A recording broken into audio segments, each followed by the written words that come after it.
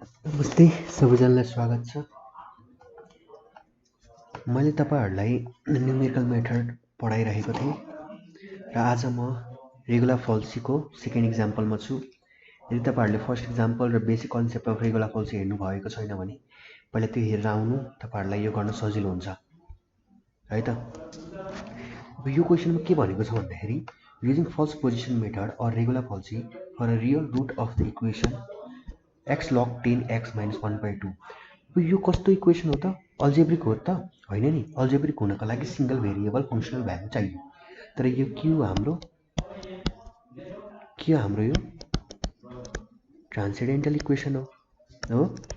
अब ट्रान्सेन्डेन्टल equation solve गर्नको लागि म तपाईहरुलाई केही स्टेप्सहरु भन्छु हैन। त्यो एकदमै ध्यान दिएर राख्नु है। एकदमै ध्यान दिएर राख्नु। अब म तपाईहरुलाई क्याल्कुलेटरबाट देखाउँछु। अब क्याल्कुलेटर अब पहिलो काम क्याल्कुलेटरमा के गर्ने हो भन्दाखेरि क्याल्कुलेटरमा हामीले जहिले क्याल्कुलेटरलाई रेडियनमा राख्ने। अब डिग्री, ग्रेड र रेडियन हुन्छ हो। पहिला हामीले केमा हाल्ने? क्याल्कुलेटरलाई जहिले केमा हाल्ने? रेडियनमा हाल्ने हो। ठीक छ। ट्रान्सेन्डेन्टल इक्वेसन्सहरुको सल्भ गर्नको लागि क्याल्कुलेटर जहिले रेडियनमा हुन्छ। ठीक छ। ठीक छ। अब हामीले सल्भ गर्ने स्टेप्समा जाने हो भने फर्स्टमा हामीले के गर्ने भनेको थियो? फर्स्टमा इक्वेसनलाई फंक्सनल भ्यालु मान्यो। fx is equals to x log 10x minus 1.2। ठीक छ। पहिला हामीले इक्वेसन लेट गर्यौं। त्यो सेकेन्डमा के थियो? हामीले इनिशियल गेसेस मान्नु पर्ने थियो हो। इनिशियल गेसेस कस्तो हुनुपर्छ? fa डट fb गर्दाखेरि फंक्सनल भ्यालु a र b हालेको त्यसको भ्यालु के आउनुपर्छ? लेस देन 0 आउनुपर्छ। ल पहिला मैले 1 देखि हाल्दै गएँ। f1 is equals to 1 log 10 x minus 1.2। x को ठाउँमा 1 है। minus 1.2 equals to कति आयो? minus 1.2 आयो हो। क्याल्कुलेटर केमा? रेडियनमा गर्दै जानु है। ल म तपाईहरुलाई क्याल्कुलेटरबाट देखाउँछु। 1 1 1 कति आयो त्यसको भ्यालु? minus 1.2। अब विच इज लेस देन 0। अब एउटा के आउनु पर्यो? पोजिटिभ आउनु पर्यो हो। f2 इज इक्वल्स टु फेरि 2 हाल्दै जानु इक्वेसनमा। 2 log 10 2 minus 1.2 कति आउँछ यसको value? minus 6 0.6 is always less than 0। दुईटा नेगेटिभ छ। काम चल्छ त हाम्रो? काम चल्दैन। फेरि f3 is equals to 3 log 10 3 minus 1.2 कति आयो? 0.23 is less than 0 हो। यो एउटा पोजिटिभ आयो, यो एउटा नेगेटिभ छ। ठीक छ। तर मैले के भन्छु भन्दाखेरि वो ट्रान्सेन्डेन्टल इक्वेसन छ अरे हैन। ट्रान्सेन्डेन्टल इक्वेसन छ भने अब हामीले 2 र 3 को बिचमा रुट आउँछ भनेर पत्ता लगाइसक्यौं हो। 2 र 3 को बिचमा रुट आउँछ भनेर पत्ता लगायौं। कसरी? एउटा नेगेटिभ भ्यालु छ, एउटा पोजिटिभ भ्यालु छ हो। अब यो दुईटाको बिचमा रुट आउँछ भनेर हामीलाई थाहा छ।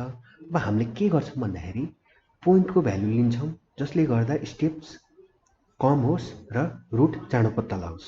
किनभने क्वेशनमा भनेको छ हामीलाई 3 स्टेप्समा पत्ता लगाऊ भनेको छ हो। हामीलाई त थाहा भइसक्यो 2 र 3 को बिचमा रुट पर्छ भनेर। अब हामीले के गर्ने भन्दाखेरि 2 र 3 को भ्यालुजहरु राखेर नेगेटिभ र पोजिटिभ दुईटा भ्यालु फाइन्ड गर्ने हो। अब देखाउने है, म देखाउँछु है त। अब तपाईहरुले f2.5 हाल्नु हो। f2. हाल्दाखेरि तपाईको नेगेटिभ आउँछ। क्याल्कुलेटरमा चेक गर्नु। अब f2.6 हाल्नु फेरि नेगेटिभ आउँछ। यो दुईटा काम चलेन हो। अब f2.7 हाल्नु नेगेटिभ आयो, यो पनि काम चलेन हो। f2.8 हाल्नु, हालेर हेर्नु है। अब यो पोजिटिभ आयो हो। अब हाम्रो एउटा नेगेटिभ आयो, एउटा पोजिटिभ आयो। यसले के गर्छ भन्दाखेरि स्टेप्स कम गरिदिन्छ हो। एरर कम आउँछ। हो। म तपाईँहरूलाई अब सल्युसन देखाउँछु है त। एकदम यो चाहिँ यो भनेको कन्सेप्ट र ट्रान्सेन्डेन्टल इक्वेसनको लागि। ट्रान्सेन्डेन्टल इक्वेसनको लागि चाहिँ तपाईँहरू यसरी गर्दै जानु होला।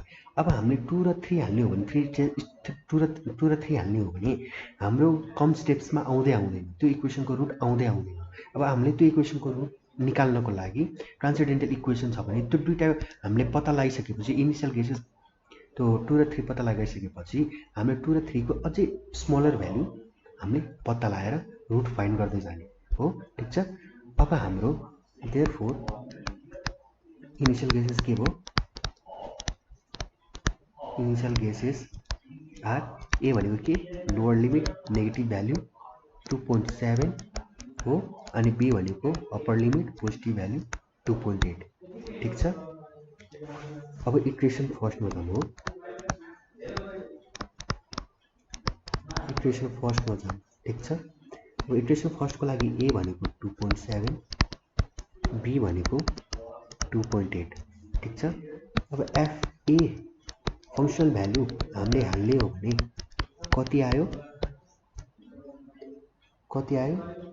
-0.0353।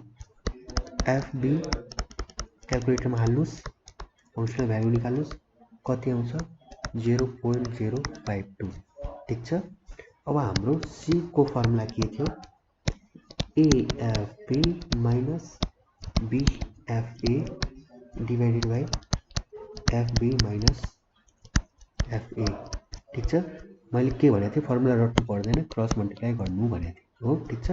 गर्नु 0.052 into 2.7 minus minus plus 0.0353 into 2.8 FB plus FA 0.052 plus 0.0353 कति आयो सी को value? Therefore C is equals to 2.7404।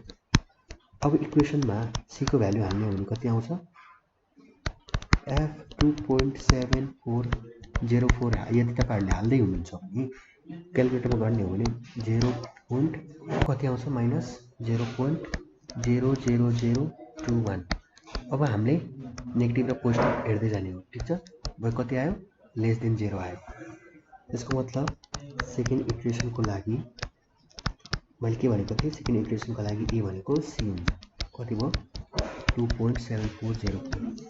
अनि बी इनिसियल गेसेस जुन मानेको थियौँ त्यही। बी कति हुन्छ?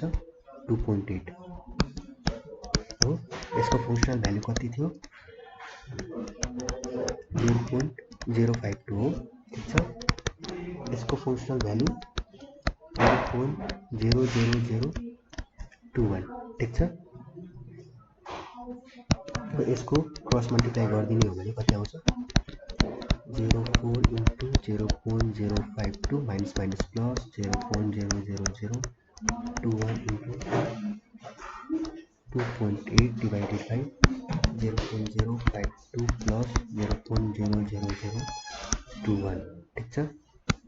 Therefore C is equals to 2.7406। ठिक छ। अब यसको इक्वेसनमा फङ्सनल भ्यालु हाल्ने हो भने कति आउँछ? कति आयो?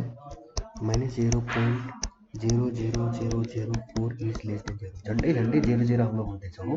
ठिक छ। हामीले ट्रान्सेन्डेन्टल इक्वेसनमा गर्ने तरिका पनि बुझिसक्यौँ है। अब third and last step, third iteration. Third आइट्रेसनमा के गरौँ भन्दाखेरि ए भनेको सी नै हो। ए भनेको सी नै हो। कति हो? सी हो 2.7406 अनि एफए भनेको कति आउँछ? माइनस 0.00004 हो। अनि बी भनेको 2.8। ठिक छ। एफबी भनेको 0.052 हुन्छ। Therefore C is equals to cross multiplication into 0.052 plus 2.8 into minus minus plus हुन्छ त्यति याद राख्नु 0.00004 डिवाइडेड बाई 0.052 प्लस 0.00004 ठीक छ देयरफोर c को भ्यालु कति आयो c को भ्यालु कति आयो 2.7406 ठीक छ अब थर्ड सेकेन्ड र थर्ड इटरेसन को c को भ्यालु हेर्नु त सेम छ 2.7046 ठीक छ therefore root of the equation is 2.7406 हामीले रेगुलर फंक्सनमा के गर्यौं फंक्शन भ्यालु मान्यौं इनिशियल गेसेस मान्यौं c को फर्मुलामा हाल्दै गयौं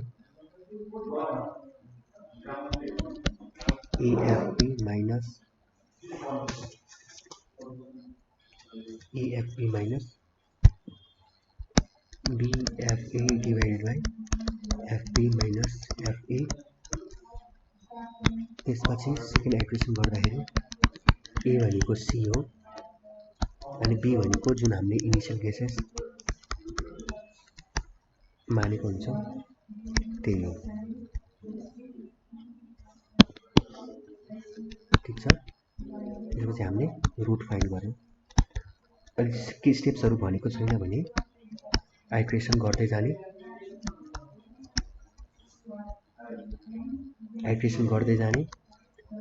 दुईटा इटरेसन को c को भ्यालु सेम आउँछ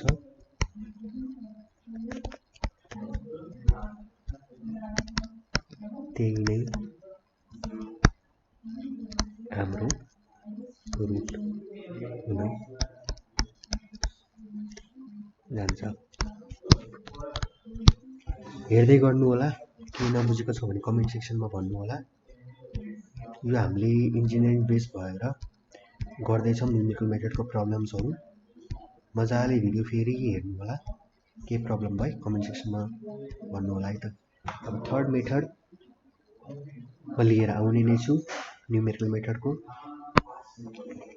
ब्याचलर इन सिभिल इन्जिनियरिङ म चाहिँ Rohit Gupta currently in 6th semester Khwopa कलेजको म खास सिभिल इन्जिनियरिङ गर्दैछु